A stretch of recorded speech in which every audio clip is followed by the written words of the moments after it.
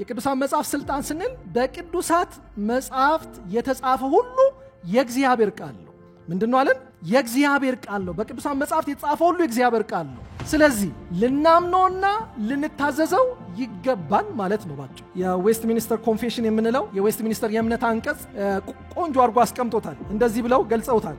የቅዱስ መጽሐፍ የቅዱሳን መጽሐፍት ስልጣን ስንል ቅድምም ብያቸዋለሁ፣ ልናምነውና ምን ምንለው ልንታዘዘው የተገባን ማለት ነው። ስለዚህ የቅዱሳን መጽሐፍት ስልጣን በሰው ወይም በቤተ ክርስቲያን ምስክርነት ላይ አልተመሰረተም ነው የሚሉት በመጀመሪያ። ነገር ግን ሙሉ በሙሉ አሁንም ስሙ ምን ትልቃላለች? ሙሉ በሙሉ ራሱ እውነት በሆነ በደራሲው በእግዚአብሔር ላይ ብቻ ይመሰረታል። ስለዚህ የእግዚአብሔር ቃል ወይም ደግሞ ቅዱሳን መጽሐፍት የእግዚአብሔር ቃል ስልጣን አለው ስንል ልናምነው ልንታዘዙ ይገባል። ግን ምስክርነቱ ምንድነው ስንል ሰዎች አይደሉም። ምስክርነቱ እነሱ ላይ ዲፔንድ አያደርግም። ኢቭን ቸርች ላይ አይደለም።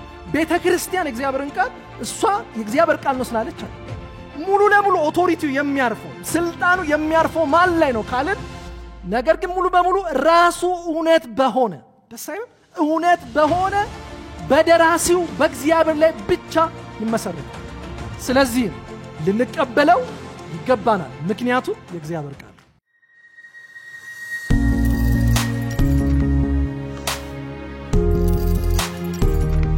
የአምላካችን የእግዚአብሔር ስም የተመሰገነ ይሁን።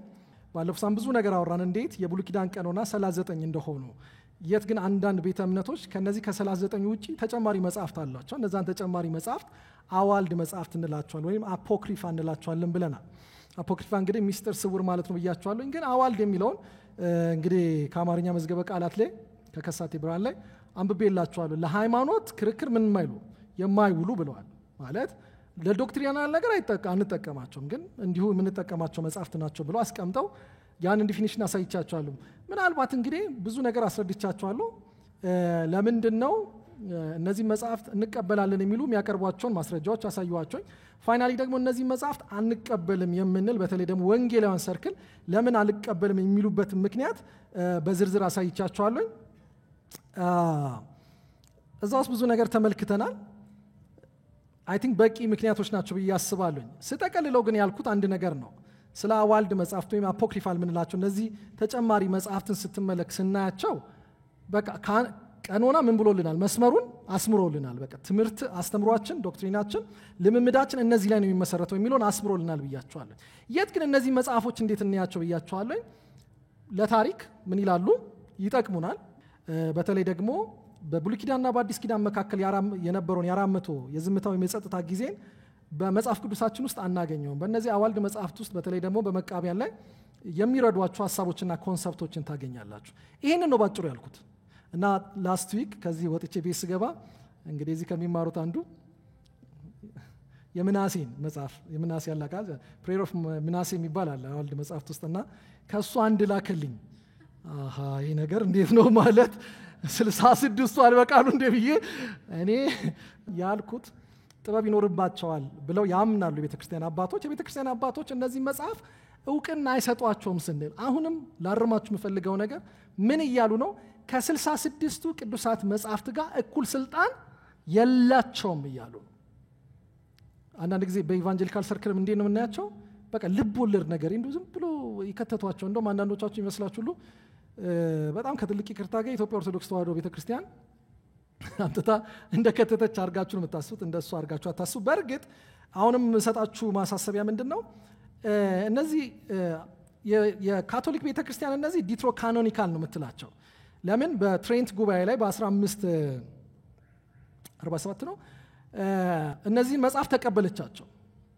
እንደ ካነን አርገን ስትቀበል ተጨማሪዎችን ስትቀበል ያው ገብቷቸዋል ማለት ካኖናይዝድ የሆነ መጽሐፍ አለ። ግን ምን ብለው ከተቷቸው? ዲትሮ ካኖኒካል። ዲትሮ ምን ማለት ነው? ሁለተኛ ማለት ነው። ገባችሁ? ሁለተኛ ቀኖና ብለው ነው የከተቷቸው። እነሱም ይሄን አልካዱ።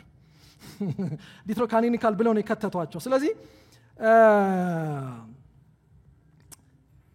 በውጭ ዓለም የምናገኛቸው አንዳንድ እነዚህ አዋልድ መጽሐፍት ወይም አፖክሪፋ ወይም ዲትሮ ካኖኒካል የምንላቸው መጽሐፍትና የኢትዮጵያ ኦርቶዶክስ ተዋሕዶ ቤተክርስቲያን ውስጥ የምናገኛቸው አዋልድ መጽሐፍት አንዳንዶቹ አይገናኙም። እሱን በግልጽ መናገር እችላለሁ። ልዩነት አላቸው። የሚስማሙበት እና የጋራ የሆኑ አሉ። ግን ደግሞ የኢትዮጵያ ኦርቶዶክስ ተዋሕዶ ደግሞ ሚል ላይ ኮንቴንት ያላቸው አሉ። ይሄ መጻሕፍተኞች የሚናገሩት ነው። ስለዚህ ይሄንን ያልኩት ግልጽ ነው አይደል? ባለፈው ሳምንት የቀረውን ቪዲዮን ሄዳችሁ አይታችሁ ጥያቄ ካላችሁ ጻፉ ብለናል። የጥያቄ ጊዜ ስለሚኖረን የዛኔ ሪፍሌክት እናደርጋለን። አሜን። ስለዚህ መጨረሻ ላይ እንግዲህ አፕሊኬሽኑን ያሳዩዋችሁ። እንግዲህ ዛሬ የምንጀምረው ርዕስ የመጽሐፍ ቅዱስ ባህሪያት እንግዲህ ከተባለ ማለት ነው። አንዳንድ ጊዜ በእንግሊዘኛው ካራክተሪስቲክስ ይሏቸዋል፣ አንዳንዴ አትሪቢዩትስ ይሏቸዋል። እንደው ቀለል ባለ አማርኛ የመጽሐፍ ቅዱስ ባህሪያት ወይም ደግሞ የመጽሐፍ ቅዱስ መገለጫዎችን የምናያቸው። እንግዲህ ብዙ ነገር እያልን መጣ። አሁን እየጠበበ እኛ ጋር እየመጣ ነው። አይ ቲንክ በጣም እነዚህ ነገሮች ወሳኝ ናቸው። ከዛሬ ጀምሮ የምንጀምራቸው ትምህርቶች ይሄን መጽሐፍ ስታስቡ ሲሪየስሊ ኮንሲደር እንድታረጉት በደንብ አጥብቀን እንድንይዘው እይታችን የሚቀይሩ እውነቶች እዚህ ውስጥ ነው ያሉት ብለን እናስባለን።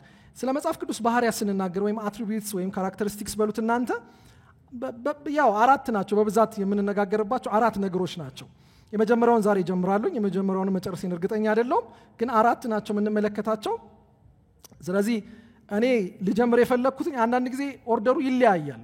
አንዳንዱ ሰው ከኢነረንሲ ይጀምራል፣ መጽሐፍ ቅዱስ ስህተት አልባ ነው ከሚለው ይጀምራል። አንዳንዱ ሰው ደግሞ ከምን ሳፊሸንሲ የመጽሐፍ ቅዱስ በቂነት፣ አንዳንዴ ነሰሲቲ አስፈላጊነት ከነዚህ ጀምሯቸዋል። አይ ቲንክ ከኦቶሪቲ መጀመር አለብን ብዬ አስባለሁ። ለምን ይሄን አሰርት ካላረግን የመጽሐፍ ቅዱስን ኦቶሪቲ የመጽሐፍ ቅዱስን ስልጣን በደንብ ፋውንዴሽኑን ካልጣል እነዛ ነገሮች አይ ቲንክ ከዚህ በኋላ የሚመጡ ናቸው ብዬ አስባለሁ። ስለዚህ ዛሬ የመጽሐፍ ቅዱስን ስልጣን የሚለውን የመጀመሪያ ምን ነው የመጽሐፍ ቅዱስ ባህሪያት ብያቸዋል። የመጀመሪያ ምንድነው የምንመለከተው? ኦቶሪቲ ስልጣን የሚለውን ነው የምንመለከተው። እግዚአብሔር በዚህ ትምህርት ውስጥ ያገኘን። እኔ ለዚህ ትምህርት እየተዘጋጀው ግርማለሁ ማለት እጃችን ላይ ያለው መጽሐፍ ቅዱስ ቫሉ እኔ እንጃ it's really amazing እኮ በእውነት ምን ያህል ኦቶሪቴቲቭ እንደሆነ ምን ያህል ስልጣን እንዳለው አንደርስታንድ ስናደርግ ቫሉ ይጨምርብናል ብዬ አስባለሁ። እንግዲህ ስልጣን ወይም ኦቶሪቲ የሚለውን የምንመለከተው ምን ማለት ነው ከሚለው እንደው ዲፊኒሽኑን ልስጣችሁና ያብላላ ነው እንሄዳለን። እንግዲህ የቅዱሳን መጽሐፍት ስልጣን ስንል እዛ ጋር ለማስቀመጥ እንደሞከርኩት የቅዱሳን መጽሐፍ ስልጣን ስንል በቅዱሳት መጽሐፍት የተጻፈ ሁሉ የእግዚአብሔር ቃል ነው። እሺ ምንድነው አለን? የእግዚአብሔር ቃል ነው። በቅዱሳን መጽሐፍት የተጻፈ ሁሉ የእግዚአብሔር ቃል ነው። ስለዚህ ልናምነውና ልንታዘዘው ይገባል ማለት ነው ባጭሩ። በቃ ኦቶሪቲ ኦፍ ስክሪፕቸር ከተባላችሁ ምን ማለት ነው? የእግዚአብሔር ቃል መጽሐፍ ቅዱስ ምንድነው ባጭሩ? የእግዚአብሔር ቃል ነው እያልን ነው።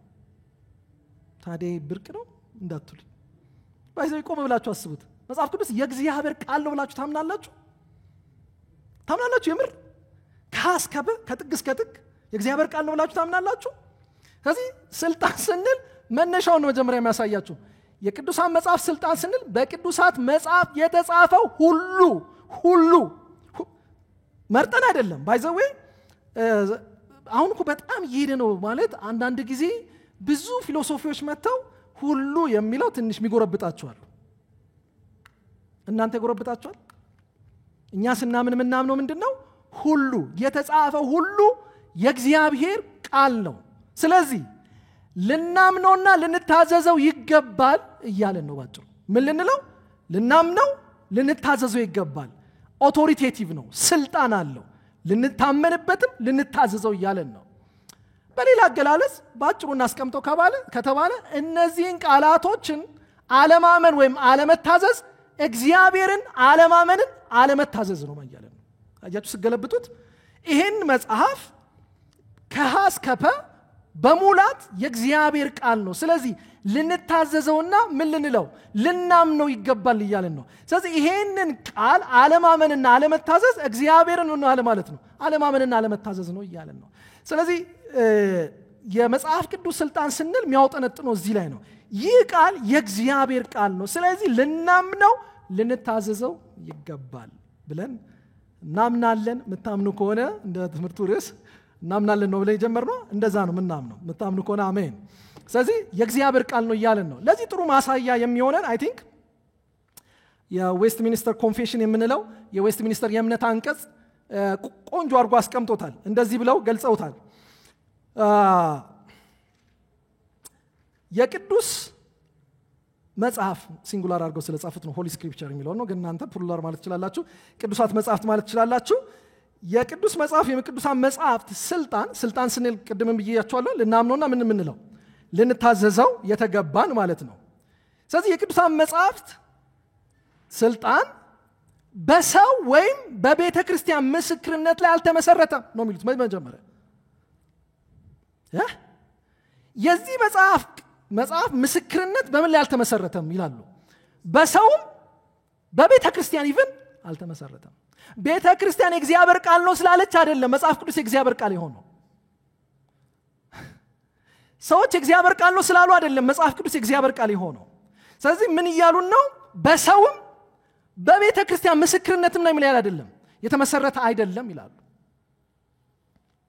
እና ነገር ግን ሙሉ በሙሉ አሁንም ስሙ ምን ትልቃላለች ሙሉ በሙሉ ራሱ እውነት በሆነ በደራሲው በእግዚአብሔር ላይ ብቻ ይመሰረታል ምትስማሙ ከሆነ አሜን ስለዚህ የእግዚአብሔር ቃል ወይም ደግሞ ቅዱሳን መጽሐፍት የእግዚአብሔር ቃል ስልጣን አለው ስንል ልናምነው ልንታዘዘው ይገባል ግን ምስክርነቱ ምንድነው ስንል ሰዎች አይደሉም ምስክርነቱ እነሱ ላይ ዲፔንድ አያደርግም ኢቭን ቸርች ላይ አይደለም ቤተክርስቲያን የእግዚአብሔርን ቃል እሷ የእግዚአብሔር ቃል ነው ስላለች አይደለም ሙሉ ለሙሉ ኦቶሪቲው የሚያርፈው ስልጣኑ የሚያርፈው ማን ላይ ነው ካልን ነገር ግን ሙሉ በሙሉ ራሱ እውነት በሆነ ደሳይም እውነት በሆነ በደራሲው በእግዚአብሔር ላይ ብቻ ይመሰረታል ስለዚህም ልንቀበለው ይገባናል ምክንያቱም የእግዚአብሔር ቃል ምትስማሙ ከሆነ አሜን መቼም አንዳንድ ጊዜ ሰባኪዎች ገና ሳንጨርስ ወደ አፕሊኬሽን ይዞን የሚወስደን ነገር አለ ግን ፈተናው ቢኖርም ግን ማን ላይ ሪፍሌክት ላድርግ አይ ቲንክ በዚህ ልክ ግን የእግዚአብሔርን ቃል እናምነዋለን እውነት ወምኔት ይሄን እንላለን የምር ይሄን ይያለን ነው መጽሐፍ ቅዱስ የእግዚአብሔር የምር ነው የምር እንደዚህ አይነት ኮንቪክሽን አለ እኔ አዳውቲት በተለይ በዚህ ዘመን ይሁን መጽሐፍ እኮ ነው የሚመስላቸው አንዳንድ ሰዎች ይሄ መጽሐፍ ነው የሚመስላቸው እግዚአብሔር ቃል አይመስላቸው መቼም ስለ እስትንፋሰ እግዚአብሔር ገና ስንጀምር ይሄን ትምህርት የጀመርነው በሱ ነው አሁን ስለ ኦቶሪቲ ነው ያወራን ያለው ተመልሼ እስትንፋሰ እግዚአብሔርን አላብራራም ስለ ስልጣን ነው ያወራን ስለዚህ የመጽሐፍ ቅዱስ ስልጣን ማን ላይ ነው ዲፔንድ የሚያደርገው ተናጋሪው ላይ ነው ተናጋሪው ማን ነው እውነተኛው የሆነ አምላክ እግዚአብሔር ነው ይሄ ቃል የእግዚአብሔር ቃል ስለሆነ ነው ስልጣን ያለው ምስክርነቱ ሰዎች አይደሉም ቤተክርስቲያን አይደለችም ምስክርነቱ ማን ነው ራሱ እግዚአብሔር አሜን ስለዚህ የመጽሐፍ ቅዱስ ስልጣን ስንል ምን ይያለን ነው መጽሐፍ ቅዱስ ወይም ቅዱሳን መጽሐፍት የእግዚአብሔር ቃል ናቸው ስለዚህ ልናምናቸው ልንታዘዛቸው ይገባናል ይሄን መጽሐፍ ቅዱስ ወይም ቅዱሳን መጽሐፍትን አለማመንና አለመታዘዝ እግዚአብሔርን አለማመን ነው እግዚአብሔርን አለመታዘዝ ነው ይያለን ስለዚህ የመጀመሪያው ሊገባን የሚገባው የመጽሐፍ ቅዱስ አትሪቢዩት ባህሪ የትኛው ነው ኦቶሪቲ ስልጣን ያለው መጽሐፍ እንግዲህ ምን አለን ቅድም የሰጧችሁን ዲፊኒሽን አሁን እንበት ነው ቅዱሳን መጽሐፍት ምንድናቸው አለን የእግዚአብሔር ቃል ናቸው ለዛ ነው ስልጣን ያላቸው የእግዚአብሔር ንግግር ስለሆኑ ነው የእግዚአብሔር ቃል ስለሆኑ ነው ምናምናቸው ምንታዘዛቸው ይያልን ነው ግን እውነት መጽሐፍ ቅዱስ የእግዚአብሔር ቃል ነው እንዴ ለምን ታፈጡብኛላችሁ እውነት መጽሐፍ ቅዱስ የእግዚአብሔር ቃል ነውን የመጠየቅ አለበት እንግዲህ የእግዚአብሔር ቃል ነው ለሚለው የመጀመሪያ ማስረጃ የምናቀርበው ማንንም አይደለም ራሱ መጽሐፍ ቅዱስን በኋላ መጣበታለሁ ግን ምን ይሉታል አንዳንዴ ሰርኩላር አርጊውመንት ይባላል አንዳንድ ጊዜ በሎጂክ ሰርኩላር አርጊውመንት ማለት ይሄ ጥቁር ነው ጥቁር የሆነው ምን ስለሆነ ነው ጥቁር ስለሆነ ነው በሰርኩላር አርጊውመንት እዛው ነው ቪሺየስ ነው ግን የሚገርማችሁ መጽሐፍ ቅዱስ ቪሺየስ የሆነው አርጊውመንት ሰርኩላር አርጊውመንት ለመጽሐፍ ቅዱስ ይሰራል በኋላ አስረዳቸዋለሁ ለምንድን ነው ሰርኩላር አርጊውመንት የሚሰራው አንድ ነገር ፕሩቭ የሚደረገው በሚበልጠው ስልጣን ነው ለምሳሌ እኛ በመናቀው በዴይ ቱ ዴይ አክሽናችን የመጀመሪያ ፍርድ ቤት የሚባላል ከዛ ቀጥሎ ምን አለ እዚህ ጋር ቀናል ተቀ ከፍተኛ ፍርድ ቤት አለ የመጀመሪያ ፍርድ ቤት ሄዳችሁ ክሳችሁ እንትን ቢል የሆነ ነገር ቢገጥመው ወዴት ነው የምትሄዱት ወደ ከፍተኛ ፍርድ ቤት ሄዳላችሁ የሚገርመው ከፍተኛ ፍርድ ቤትም ቅሬታ ቢኖራችሁ ቀጥሎ ወዴት ነው የምትሄደው ጠቅላይ ፍርድ ቤት እያለኝ ነው ጠበቃው ከዛ ትሄዳላችሁ ከጠቅላይ ፍርድ ቤት በኋላስ ሰበር ትሄዳላችሁ ከሰበር በኋላስ ወደ እግዚአብሔር የለም። በቃ አያችሁ፣ እያንዳንዱ ኦቶሪቲ በሚቀጥለው ኦቶሪቲ ነው ፕሩቭ የምታደርጉት። እሺ መጽሐፍ ቅዱስ የእግዚአብሔር ቃል ነው፣ የእግዚአብሔር ንግግር ነው። የመጨረሻው ስልጣን የማን ነው? የእግዚአብሔር ነው። በምን ፕሩቭ እናድርገው? በራሱ። ለምን? ከሱ በላይ ስልጣን ያለው ነገር በምድር ላይ የለም። ይሰራል። ለዚህ ነው ይሰራል፣ በተወሰነ ይሰራል። አንዳንድ ጊዜ እንደዚህ ይሉናል፣ እንዲህ ስናወራ ይሄ ሰርኩላር ነው ማለት አሁን እኮ እያልከኝ ነው መጽሐፍ ቅዱስ የእግዚአብሔር ቃል ነው። ለምን መጽሐፍ ቅዱስ ስለሚል እያልከኝ። ታዲያ ማንን ፕሩቭ ልጥራ? ከዚህ በላይ ስልጣን ያለው የለም። አሜን። ኤኒዌይስ ከኋላ ጎትቼ ነው ትምህርቱን ወደፊት ያመጣሁት፣ ችግር የለውም። ኤኒዌይስ የመጽሐፍ ቅዱስ የራሱ ምስክርነት፣ መጽሐፍ ቅዱስ የእግዚአብሔር ቃል ለመሆኑ ምስክርነት ይሰጡናል። በጣም የምወደው የመጀመሪያው አይ ቲንክ በብሉይ ኪዳን በጣም ተደጋግሞ ነቢያቶቹ የሚጠቀሙበት ፍሬዝ በጣም ወሳኝ ነው እዚህ ጋር ብዬ አስባለሁ። ምን ብለው ነው ነቢያቶቹ የብሉይ ኪዳን መጽሐፍትን ስታነቡ ነቢያቶቹ መልእክት የሚያመጡት ምን ብለው ነው? ንገሩኛ። እግዚአብሔር እንዲህ ይላል። በጣም በመቶዎች የምታገኙት ፍሬዝ ይሄ ነው መጽሐፍ ቅዱሳችን ውስጥ። አያችሁ፣ ከእግዚአብሔር የሰሙትን ነው ያመጡት። እግዚአብሔር እንዲህ ይላል። እውነት መጽሐፍ ቅዱስ የእግዚአብሔር ቃል ነው? አዎ። ከመጽሐፍ ቅዱስ ምስክርነት ስናነሳ የመጀመሪያው ነገር በተለይ በብሉይ ኪዳን ስናይ ገና እንኳን መልእክታቸውን ሲጀምሩ ምን ብለው ነው የሚጀምሩት? Thus says the Lord፣ እግዚአብሔር እንዲህ ይላል። ይሄ አባባል አሁን ለኛ በዚህ ዘመን ላለነው ሰዎች ትንሽ ሩቅ ይመስላል፣ ግን የሚገርማችሁ በጥንት ዘመን ለነበሩ ሰዎች ይገባቸዋል። ለምንድን ነው የምላችሁ? ይሄ ለምን ይገባቸዋል? ተመሳሳይ ሐሳብ አለ። ለምሳሌ ዲክሪ ታውቃላችሁ፣ ነገስታት አዋጅን ያውጣሉ። ንጉሱ እንዲህ ብሏል። በዛ እንግዲህ በነበሩበት ዓለም ይሄ ይታወቃል። ንጉሱ እንዲህ ብሏል ከተባለ ምን ለማለት ፈልጎ ነው? እንዴት አስቦ ነው? ምናምን የሚባል ነገር የለም። እሰ ዲክሪ ድንጋጌ ነው። ንጉሱ እንዲህ ብሏል ከተባለ ብራዘር የሰር አለቅ። እና ለኛ ነው አሁን እግዚአብሔር እንዲህ ይላል የሚለው ቃል ምን ለማለት እንዴት ሆኖ ምናምን የምትሉት። በዛ ዘመን በነበረው አውድ ብትመለከቱ ግን የነገስታት ቃል የዚህን ያህል ከበሬታ ነበረው። ስለዚህ እነዚህ ነገስታት የሚያውጇቸው አዋጆች ሁሉም ሊታዘዙ የተገባ ማንም የማይጠይቀው የማይገዳደረው አዋጅ ነው። እንደዚህ አይነት ዲክሪ በነገስታት እንኳን የሚወጣው ይልቁን የሰራዊት አምላክ ጌታ እግዚአብሔርስ ምን ያህል ይሁን የሱ ቃል። ስለዚህ ነቢያቶች የመጀመሪያ መልእክታቸው የሰራዊት ጌታ እግዚአብሔር እንዲህ ይላል ወይም ደግሞ እግዚአብሔር እንዲህ ይላል ብለው ነው አፋቸውን የሚከፍቱት። ምን ማለት ነው? ነቢያቶቹ በመጽሐፍ የምታገኙት ይሄ መጽሐፍ ቅዱሳችን ላይ ያሉ መልእክቶች ከእግዚአብሔር ሰምተው ያስተላለፉት ነው። ይህስ ሙሉ ለሙሉ በዛ መልኩ መጽሐፍ ቅዱስ ተጽፏል እያልኳቸው አይደለም፣ ግን እንደ ትልቅ ማስረጃ ነው። በተለይ ብሉይ ኪዳን ላይ ስትሄድ አብዛኞቹ መልእክቶች በነቢያቶች ሲመጡ እናያለን። ከየት አመጡት? ከእግዚአብሔር ሰምተው ነው። የእግዚአብሔር ንግግር ነው የሚለውን ፕሩፍ ለማድረግ ነው፣ የእግዚአብሔር ቃል ነው የሚለውን ለማሳየት ነው። ግን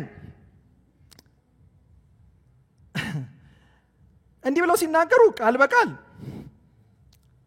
ከእግዚአብሔር መሆን አለበት። ይሄን ጠቅሰው ግን እግዚአብሔር እንዲህ ይላል ብለው እግዚአብሔር ያልተናገረውን ነገር ቢናገሩ ምንድን ነው የሚለው? ሐሰተኛ ነቢያቶች ናቸው። ዘዳግም 18 ከ18 እስከ 20፣ ኤርሚያስ ከ14 እስከ 14። አንዳችሁ ዘዳግምን አንዳችሁ ኤርሚያስን ጀምሩልኝ።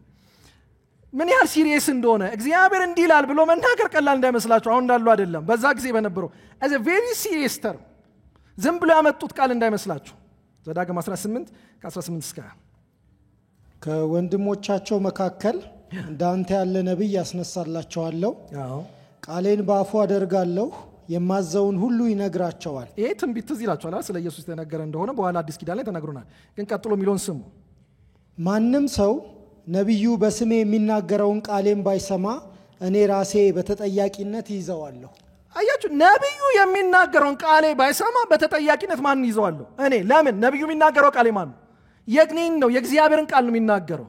ግን ነገር ግን እንዲናገር እኔ ያዘዝሁትን ቃል በድፍረት በስሜ የሚናገር ሆነ በሌሎች አማልክት ስም የሚናገር ነብይ ይገደል። በእኔ ስም አሳቦ የሚናገር ካለ ግን ምን ይበል? ይገደል። ማለት በጣም እንደምታስቡት ቀላል አይደለም። እግዚአብሔር እንዲላል የሚለው ቃል የእግዚአብሔር ቃል ነው ስንል መጽሐፍ ቅዱስ አብዛኞቹ በብሉይ የምታገኟቸው መልእክቶች እንዲህ ብለው ነው ነቢያቶቹ ያመጡት። የእግዚአብሔርን ንግግር፣ የእግዚአብሔርን ቃል፣ የእግዚአብሔርን ድምፅ ነው ያመጡልን። በቀላሉ እግዚአብሔር እንዲላል ብለው ያመጡ ተዋግረው የሚሞቱበት ነው። እንደ ቀላል እንዳታዩት። ኤርምያስም ይህንን አፕሩቭ ያደርግልናል። እግዚአብሔርም እንዲህ አለኝ፣ ነቢያቱ ውሸት በስሜ ይናገራሉ፣ አላኳቸውም፣ አላዘዝኳቸውም፣ አልተናገርኳቸውም። የውሸቱን ራእይ መዋርትንም ከንቱን ነገር የልባቸውንም ሽንገላ ይሰብኳችኋል። በውሸት ይናገራሉ። እሺ ቀጥላ። ስለዚህ እግዚአብሔር በስሜ ትንቢት ስለሚናገሩ ነቢያት በዚህች ሀገር ሰይፍና ራብ አይሆንም ስለሚሉ ስላላኳቸው ነቢያት እንዲህ ይላል፣ እነዚያ በሰይፍና በራብ ይጠፋሉ። በቃ አለቀ ማለት it was very serious ማለት ነው። በእግዚአብሔር ስም ዝም ብሎ መልእክት አይመጣም። እዚህ ቅዱሳን መጽሐፍት ውስጥ የምታገኙ ነቢያቶቹ በእግዚአብሔር መንፈስ ተናገሩት ካለን ምን እያልን ነው? ባጭሩ ይሄ መጽሐፍ የእግዚአብሔር ቃል ነው እያልን። ለምን? ከእግዚአብሔር ሰምቶ ነው ያመጡት። እግዚአብሔር እንዲህ ይላል ብለው የተናገሩት ቃል ነው። ስለዚህ ባጭሩ የእግዚአብሔር ቃል መጽሐፍ ቅዱሳን መጽሐፍት የእግዚአብሔር ቃል ናቸው። አዎ የመጀመሪያው ራሱ የሚነግረን ራሱ መጽሐፍ ቅዱስ ይሄን ምስክርነት ይሰጠናል። ከብሉይ ኪዳን ይናይ ግን ምናልባት በጣም ይረዳን ኢየሱስና ቅዱሳን መጽሐፍት በተወሰነ መልኩ ላሳያችሁ። ኢየሱስ ራሱ እንዴት እነዚህ መጽሐፍቶች የእግዚአብሔር ቃል መሆናቸው ቅዱሳን መጽሐፍት የእግዚአብሔር ቃል መሆናቸውን እንዴት እንዳረጋገጠ መመልከት እንችላለን። ለምሳሌ ማቴዎስ 4:4 ኢየሱስ በተፈተነበት ጊዜ የተናገረው ንግግር ነው።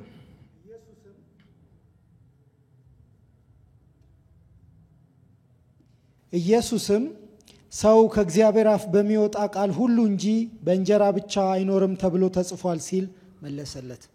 እስቲ ድገሙ። ኢየሱስም ሰው ከእግዚአብሔር አፍ በሚወጣ ቃል እንጂ። አሁን ኢየሱስ ከእግዚአብሔር በሚወጣ ቃል እንጂ ሲል ስለምን እያወራ ይመስላችኋል? ስለ መጽሐፍት ነው እያወራ። ምንም ሌላ ነገር እንዴ አታወሳስቡት። ሪትን ስለሆነ ስለተጻፈው መጽሐፍ ስለ ብሉያት ነው እያወራ ያለው። ኢቭን እኮ የጠቀሰው ጥቅስ ራሱ ቀጥሎ እንግዲህ በፈተናዎች ውስጥ ከመዝሙራት ነው የጠቀሰው ኢየሱስ ራሱ። ከእግዚአብሔር ቃል በሚወጣ ሲል ስለ መጽሐፍት ነው እያወራ ያለው። ስለዚህ ኢየሱስ ራሱ እነዚህ መጽሐፍት እንዴት ነው የሚያቸው? ከእግዚአብሔር ቃል የወጡ ንግግሮች እንደሆነ ነው የሚያስ። አረ እግዚአብሔር ይግለጥልን። አሜን በሉ እስቲ። በጣም ከባድ እኮ ነው። አንድ ጊዜ ሆነ እጃችን ላይ ይዘነው ስለምንወጣ ስለምንገባ በጣም ስላነበብ ነው ከሆነልን አሜን ከሆነልን አሜን በጣም ፋሚሊያር ስለሆነ በጣም አዳፕት አድርገነው ነው እንጂ እኮ በእውነት መጽሐፍ ቅዱሳት መጽሐፍት የእግዚአብሔር ቃል ናቸው። የእግዚአብሔር ቃል ናቸው ማለት ካን ኢማጂን የዚህ የትልቁ አምላክ የእግዚአብሔር ንግግር ነው። የእግዚአብሔር ድምጽ ስልጣኑ ከባድ የሚያደርገው ለዛ ነው። ማቴዎስ 5:18 እዛችሁ አንድ ብትገልጽልኝ እዛው እኮ አለ። ኢየሱስ እንደዚህ ብሏል፣ እውነት እላችኋለሁ ሰማይና ምድር እስኪያልፍ ድረስ ሕግ ሁሉ ይፈጸማል እንጂ ከሕግ አንዲት ፊደል ወይንም አንዲት ነጥብ እንኳን አትሻር። ምን እያለ ነው? ሚሻር ቃል አይደለም። ለምንድን ነው የማይሻረው? የእግዚአብሔር ቃል ነው። እንደውም እዚህ ጋር አውዱን ካያችሁት ከሕግ አንድ ምናምን የሚለው እኮ ምን ነው የሚያሳየው?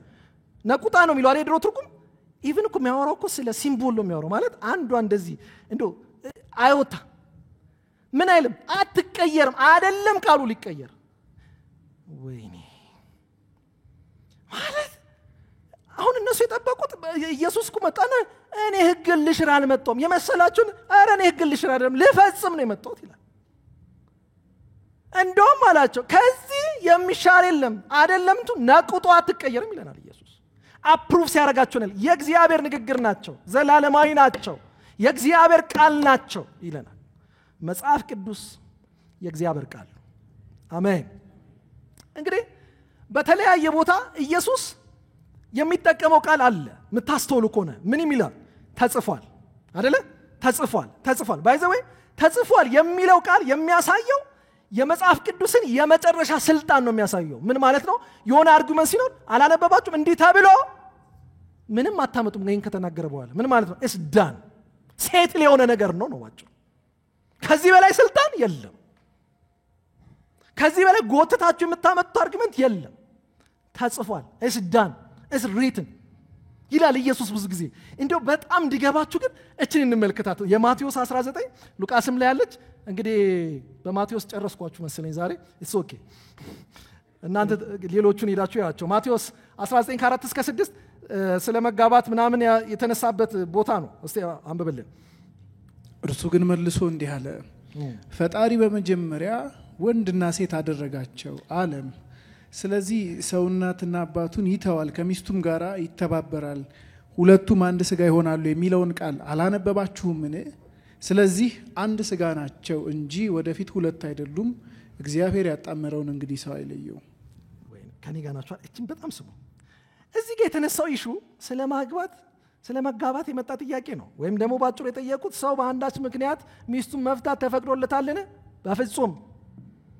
እዴ ያላነበብከው ነገርማ አለ፣ የዘለልከው ነገር አለ አሉት። እነሱም በጣም በቃ ከኢየሱስ በልጠው ሙሴ እኮ የፍቺ ወረቀቷን ይስጣት ብሏል፣ ኢትሶኬ ብሏል አላቸው። አይ እናንተ ሙሴ እኮ ያለው ስለ ልባችሁ ድንዳኔ ነው፣ እናንተ ያላነበባችሁት አለ። ዘፍጥረት 2 ይሄ ቃል ቀጥታ ያለው የት ነው? ዘፍጥረት 2:24 ላይ። እዛ ጋር ማን ነው ያንን ቃል የተናገረው? አይደለም። ዘፍጥረት 2:24 ላይ ማን ነው የተናገረው? አዳም ነው የተናገረው።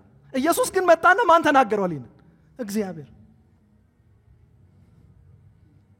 እንዲህ ሲል ተናገረ እግዚአብሔር። ከመጀመሪያው እግዚአብሔር እንዲህ ሲል እኮ የሚለው ያው ይላችሁ አንብቡት። አይታችሁታ?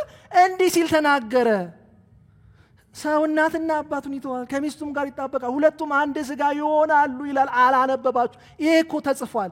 እንዲህ ሲል እግዚአብሔር ተናግሯል ብሎ ዘፍጥረት 2:24 ላይ የምናውቀውን ቃል ነው ኢየሱስ እዚህ ጋር የሚጠቅሰው። ስለዚህ ኢየሱስ ቅዱሳን መጻሕፍትን ሲያይ እንዴት ነው ለኛ ያስረዳ? የእግዚአብሔር ንግግር ናቸው፣ የእግዚአብሔር ቃል ናቸው፣ የእግዚአብሔር ዲክሪ ናቸው። ስለዚህ ቅዱሳን መጻሕፍት የእግዚአብሔር ቃል ናቸው። ስልጣናቸው ለምንድን ነው ስልጣን የሚኖራቸው? የእግዚአብሔር ቃል ስለሆነ። ዝም ብለን አይደለም እንታዘዛቸው፣ ዝም ብለን አይደለም እናምንባቸው። ምክንያት አለ። ቤዝ የሚያደርጉት ያ ስልጣን ያረፈው በእግዚአብሔር ንግግር ላይ ስለሆነ ነው፣ የእግዚአብሔር ቃል ስለሆነ ነው። እግዚአብሔርን ቃል የሚያቀል መንፈስ በጌታ በኢየሱስ ስም ከቤተ ክርስቲያን ላይ ይነሳ። በጣም ሻሎ እያደረግነው ነው በዚህ ዘመን። የሆነ መጽሐፍ ነው የሚመስለን እኮ ማለት ኢየሱስ እኮ ሲሪየስ ነበር እውነት። እንዲህ ሲል እኮ ብሏል ብሎ ማለት የእግዚአብሔር ንግግር። ይሄን አላነበባችሁ ብሎ ቻሌንጅ ያደረጋቸው። ወዳጆች መጽሐፍ ቅዱስን የምናምንበትና የምንታዘዝበት ምክንያት ሃይማኖታችን ስላዘዘን አይደለም፣ ሃይማኖተኛ ስለሆነን አይደለም። ሉዓላዊው አምላክ እግዚአብሔር የተናገረው ንግግር ስለሆነ ነው። የመጨረሻውን ስልጣን የያዘ እርሱ እግዚአብሔር የተናገረው ቃል ስለሆነ ነው የምናምነው፣ የምንታዘዘው። ለዛ ነው የመጽሐፍ ቅዱስ ስልጣን የሚመነጨው ከተናጋሪው ነው፣ ከደራሲው ነው፣ ከራሱ ከእግዚአብሔር ነው። የሰዎችን ምስክርነት ሰምተን ይህን ቃል አልታዘዝ ነው። ይሄ ቃል ስልጣን ያገኘው ከልምምዳችን አይደለም። በጣም ዎችፉል መሆን አለብን። በጣም ልንጠነቀቅ ይገባል። ይሄንን መጽሐፍ እያቀለልን የትም አንደርስም። ራሱ እግዚአብሔርም አልገባንም። ለነገሩ አለማወቅ ደፋር ያደርጋል። አንዳንድ ድፍረቶቻችን አለማወቃችንን ነው የሚገልጡት። የእግዚአብሔር ንግግር ነው፣ የእግዚአብሔር ቃል ነው። አሜን። ሐዋርያቶቹም እንግዲህ በመልእክቶቻቸው ይሄን ባለፈው ስላሳዩአችሁ ብዙ መመለስ አልፈልግም። ስለ እስትንፋሰ እግዚአብሔር ስናገር አሳይቻችኋለሁ። እስትንፋሰ እግዚአብሔርን የዛኔ ስንማር ምን አለን? እስትንፋሰ እግዚአብሔር ማለት ባጭሩ ምንድነው? የእግዚአብሔር ምን ንግግር፣ የእግዚአብሔር ቃል ነው ማለት ነው ባጭሩ ብያችኋለሁ። ስለዚህ ሁለተኛ ጢሞቴዎስ ይሄንን ነው አፈርም የሚያደርግልን። ቅዱሳን መጻሕፍት ምን አለባቸው ይለናል? የእግዚአብሔር መንፈስ ያለባቸው ናቸው ይለናል። ቅዱሳን መጻሕፍት የእግዚአብሔር መንፈስ አለባቸው፣ የእግዚአብሔር ንግግር ናቸው፣ የእግዚአብሔር ቃል ናቸው። ጴጥሮስም ቅዱሳን ሰዎች በመንፈስ ቅዱስ ተነድተው ምን አሉት? ጻፉት ይለናል። ይሄ መጽሐፍ የተጻፈው እንደው በቃ በጣም መጽሐፍ ስለፈለጉ አይደለም። ቅዱሳን ሰዎች ያው ላንብቦ ትንቢት ከቶ በሰው ፈቃድ አልመጣምና ዳሩ ግን በእግዚአብሔር ተልከው ቅዱሳን ሰዎች በመንፈስ ቅዱስ ተነድተው ተናገሩ ይለናል ሁለተኛ ጴጥሮስ 1:20። ስለዚህ የእግዚአብሔር ቃል መጽሐፍ ቅዱስ ቅዱሳን መጽሐፍት የእግዚአብሔር ቃል ናቸው ስንል በመንፈስ ቅዱስ ስለተጻፉ ነው፣ የእግዚአብሔር መንፈስ ስላለባቸው ነው፣ የእግዚአብሔር ንግግር ስለሆኑ ነው።